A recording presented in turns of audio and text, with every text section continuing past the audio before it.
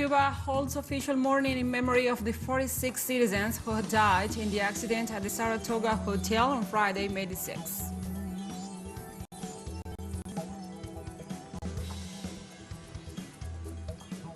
In the United States, 18 Democrat senators asked President Joe Biden to lift the unilateral coercive measures against Venezuela.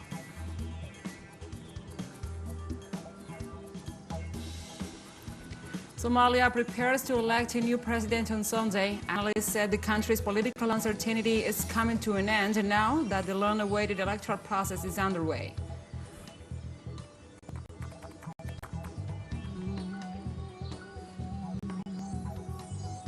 Hello, welcome to From the South. I'm your anchor Gladys Quesada from the teleSUR studios in Caracas, Venezuela.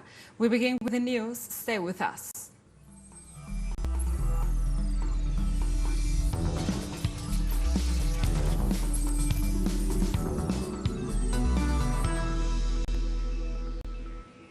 And now we begin. Cuba observes an official mourning in honor of the 46 persons dead resulting from the accident at the Saratoga hotel on May 6. The mourning began at 6 a.m. local time on Friday, May 13th, and will last until 12 midnight, Saturday, May 14th. Cuba's Young Communist League called for the relatives of the deceased and the people in general to hold a vigil during the morning. The vigil will be held at the Fraternity Park, Parque de la Fraternidad, across from the Saratoga Hotel. President Miguel Díaz-Canel has already confirmed his attendance. The rescue workers finished the search operation at the Saratoga Hotel, but they continue removing debris and securing the infrastructure. Official figures show that the accident left 46 persons dead and 99 injured, of whom 13 are still hospitalized.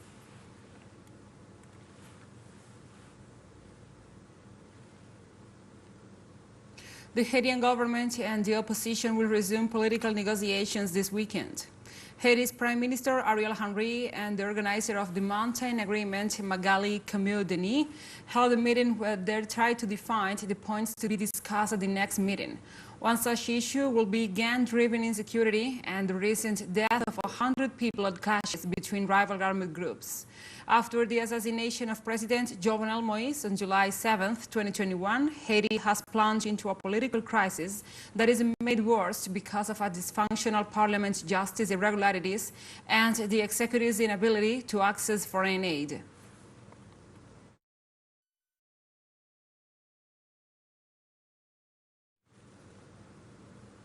Trinidad and Tobago Prime Minister Keith Rowley called on Thursday for an inclusive summit of the Americas without excluding any country of the region. A summit of the Americas. Our position is that it should be all-inclusive. It shouldn't be exclusive where you pick and choose who comes to the summit, because the Americas are all of us. Even though we may have different styles of government or our circumstances may be different, it is the inclusivity that would give us the ability to work with one another and help each other. That position is not shared by all, right? And we are currently trying to see how many persons we can get on board with that the Americas mean all the countries in the Americas. The Prime Minister also affirmed that CARICOM and the members will soon adopt a joint resolution on the matter.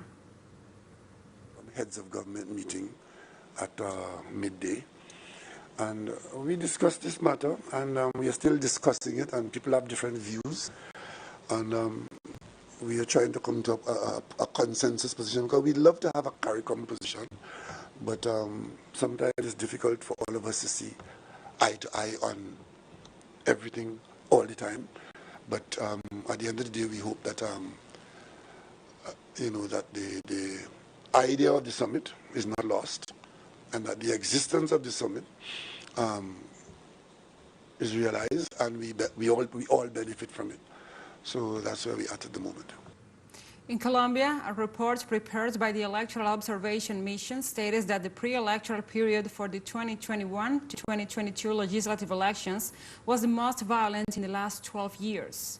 The head of the Electoral Observation Mission for Colombia, Alejandra Barrios, said the study showed an increase in violence against leaders in the context of conflict reconfiguration, marked by the consolidation of multiple illegal armed groups in rural areas. Between 2020 to 2021, violence by these groups increased by 19%.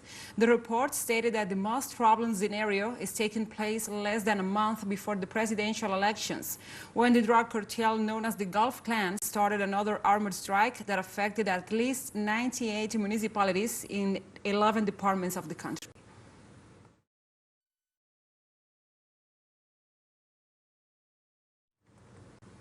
And a funeral home in Cartagena, Colombia, delivers the coffin with the body of Paraguayan anti-drug prosecutor Marcelo Pesi to be transferred to Paraguay. Pesi was shot to death execution-style while honeymooning on the Colombian Caribbean island of Baru by attackers who fled by sea. The commander-in-chief of the Paraguayan National Police, Gilberto Fleitas, told the press that they are investigating whether the anti-drug prosecutor was followed from Asunción by his killers. Fleitas recalled that Pesi was handling very important cases against members of organized crime involved in money laundering and drug trafficking. Paraguay's president denounced the crime as a cowardly murder, and a fellow prosecutor said the modus operandi was reminiscent of the mafia.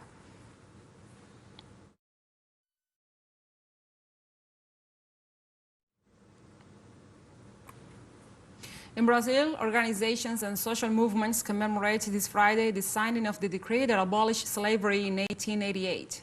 Slavery ended in Brazil with the so-called Golden Law, at the time where there were more than 700,000 slaves in the country. On this occasion, the secretary of the Fight Against Racism of the Central Unitary Workers Union, Anatalina Lorenzo, warned that the racial discrimination in Brazil is structural and governs almost all economic and social relations.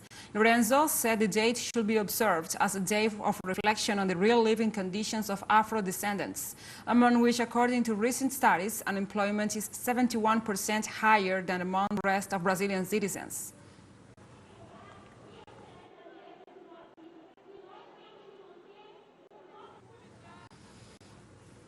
In Chile, the National Corporation for Indigenous Development, CONADI, by its Spanish acronym, urged lumber companies to withdraw and return the territories for which the Mapuche have property deeds over.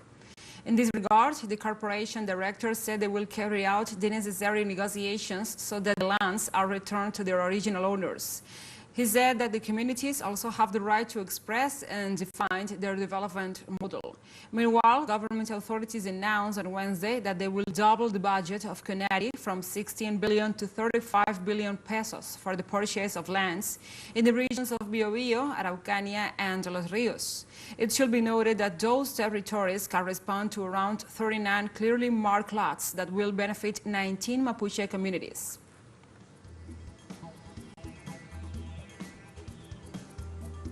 We'll take a short break now. Join us again after this.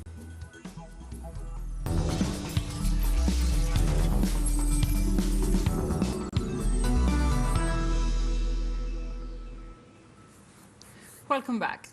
A group of 18 Democrat senators urged the Joe Biden's administration on Thursday to eliminate unilateral coercive measures imposed on Venezuela. The senators remarked that the lifting of the sanctions will be favorable to promote a new approach to the relations with the Caribbean nation based on dialogue.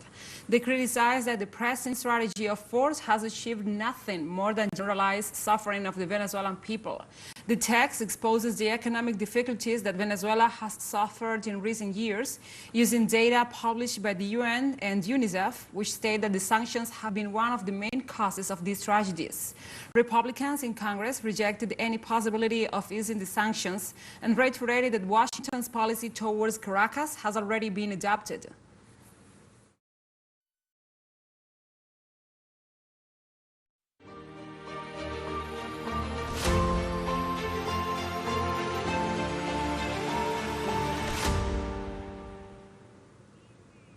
Now we move on to other topics. Since the beginning of the conflict in Ukraine, more than 1 million refugees from the Donetsk and Lugansk People's Republics crossed into Russia. An emergency services official told Sputnik that since the escalation of the conflict, more than 1.2 million Ukrainian refugees fled from the Donbas region across the border into the Russian Rostov region. Among the displaced, there are 218,000 minors. In 53 regions of Russia, 531 temporary accommodation points have already been set up, 65 of them in the Rostov region. The large-scale evacuation of the civilian population from the Donbas self-proclaimed republics began mid-February because of the worsening situation on the ground.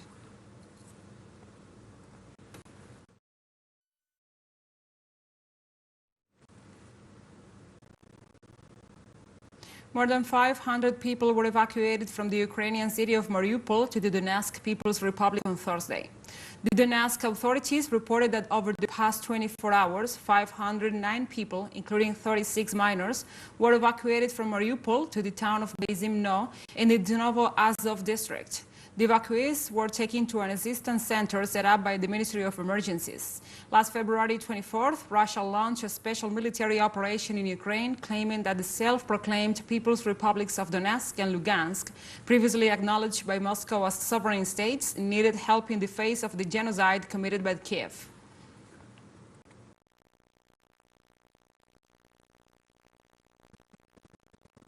Russia's Foreign Minister Sergei Lavrov said he doubts the motives of the Ukraine's intentions of joining the European Union, while he accuses Brussels of ambitions beyond the continent.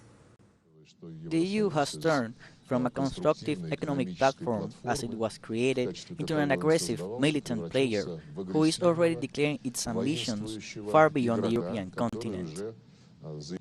They are rushing to follow in the tracks already laid by NATO, thereby confirming the trend that they are merging with the North Atlantic Alliance and will in fact serve as its appendage. In a telephone conversation with German Chancellor Olaf Scholz, Russian President Vladimir Putin said Ukraine is blocking negotiations with Moscow aimed at settling the conflict in the Donbas region.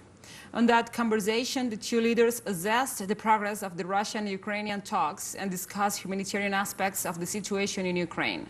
Putin gave details of the military operation in Mariupol, which he says aims at protecting the population of the self-proclaimed republics of Donetsk and Lugansk. In this regard, the Russian president and the German chancellor agreed to continue exchanges on these issues in order to resolve the current conflict.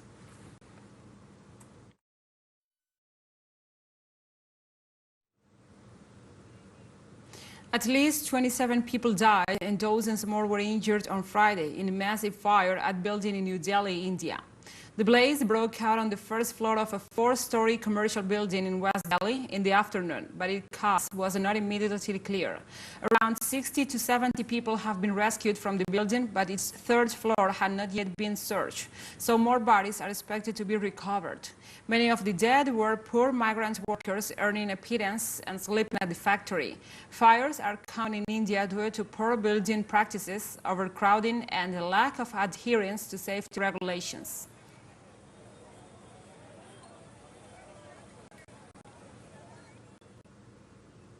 Protests continued outside the president's palace in the Sri Lankan capital of Colombo as people continued to demand the resignation of President Gotabaya Rajapaksa, despite the appointment of a new prime minister.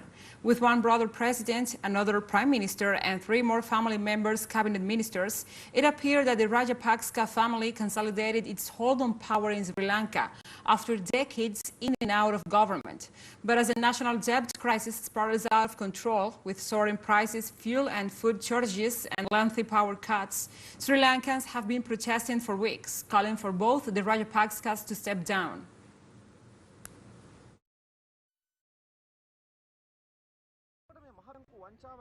The people at this protest site and the rest of the country will not accept a person who is implicated in the bond scam being appointed the Prime Minister. This is a betrayal of the mandate. This is completely in violation of what the people wanted. This is a disrespect towards the mandate of the people. The Ranil-Rajapaksa partnership will be devastating to this country. And we have more news coming up after a final short break, so stay with us.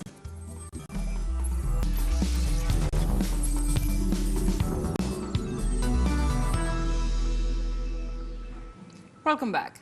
Somalia prepares to elect a new president on Sunday. Analysts said the country's political uncertainty is coming to an end, and now that the long-awaited electoral process is underway.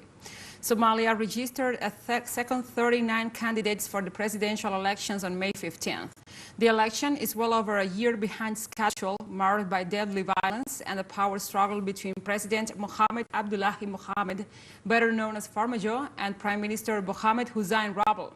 The vote is expected to draw a line under a political crisis that lasted well over a year after Farmajo attempted to extend his rule by decree, triggering violent street battles as rival factions clash in the capital Mogadishu.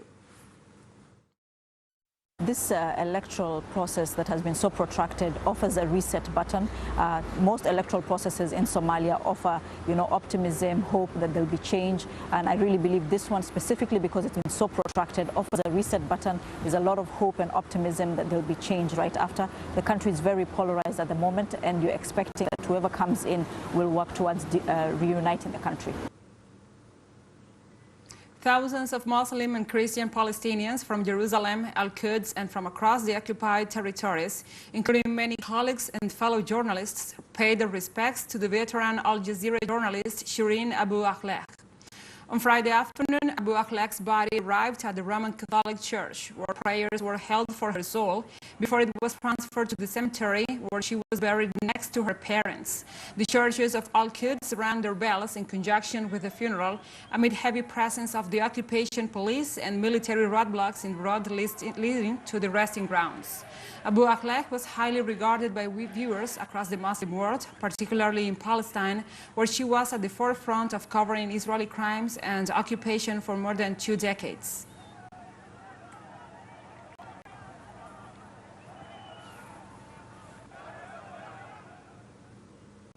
And earlier on, ahead of the church service for Abu Akleh, dozens of mourners tried to march with the casket on foot out of a hospital near the old city. However, they were met with violence by Israeli police. Israeli forces hit mourners holding the casket with batons, almost causing it to drop before eventually allowing it to be moved in a hearse. Al Jazeera reported that Israeli forces arrested at least 4 mourners during the procession, including at least 2 for raising the Palestinian flag in occupied Al-Quds. Occupation forces threw a flash bomb and tear gas against the crowd.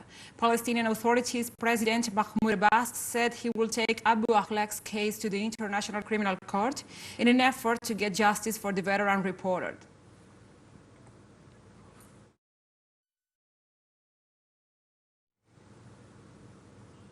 In Palestine on Friday, Israeli forces deployed a missile attack on a refugee camp in northern West Bank, with a preliminary toll of at least 11 young people injured. Local media claimed that Israeli soldiers surrounded a house in Jenin in order to capture an alleged Palestinian activist. Clashes broke out between Palestinian fighters and Tel Aviv soldiers during the raid in the area. Authorities at IBN Sina Hospital said one of the wounded was identified as Daoud al-Subdairi, who is in the intensive care unit after being shot in the abdomen. Since last month, the north of Palestine has become the epicenter of a campaign carried out by Israeli troops against Palestinian militias.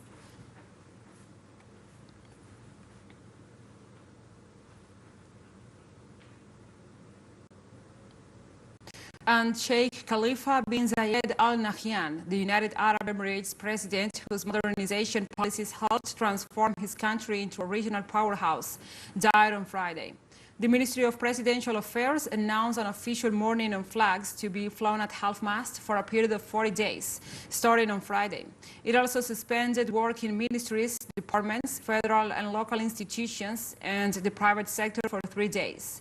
Sheikh Khalifa's role had been largely ceremonial since he suffered a stroke and underwent surgery in 2014. His brother and Abu Dhabi's crown prince, Sheikh Mohammed bin Zayed, has been widely seen as the leader of the United Arab Emirates, handling day-to-day affairs for the Gulf state. Sheikh Khalifa was appointed as the second president for the UAE in 2004, succeeding his father and founder of the nation, Sheikh Zayed Al Nahyan.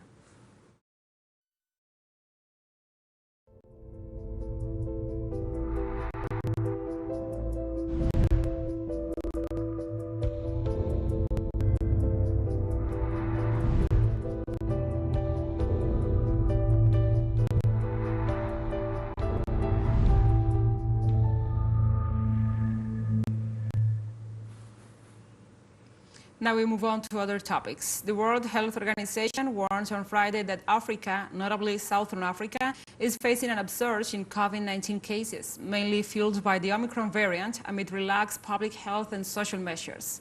The organization urged countries to get prepared, embracing for a fresh pandemic wave. According to Abdul Salam Gueye, Director of Emergency Preparedness and Response at the WHO Regional Office for Africa, the continent recorded more than 50,000 COVID-19 cases in the week, ending on May 8th, a 38% rise from the week before, with Southern Africa accounting for 87% of the continent's recorded cases in the same period.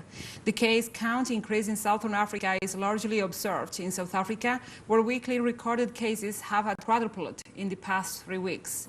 In addition to South Africa, Eswatini and Namibia have also recorded an increase in cases, with both reporting 50% more new cases in the past 2 weeks compared with the previous 2 weeks. The current surge is being fueled by Omicron variant amid relaxed public health and social measures. I think the only thing that we need to do is just still keep a distance. Still keep a distance from people and just try by all means to keep sanitizing, to keep the masks on. So we have come to the end of this news brief. But remember, you can find this and many other stories on our website at telesurenglish.net. And also, if you feel so inclined, please join us on social media for all the latest news. We are on Facebook, Twitter, Instagram, and Telegram. For TeleSUR English, I'm Gladys Quesada. Thank you for watching.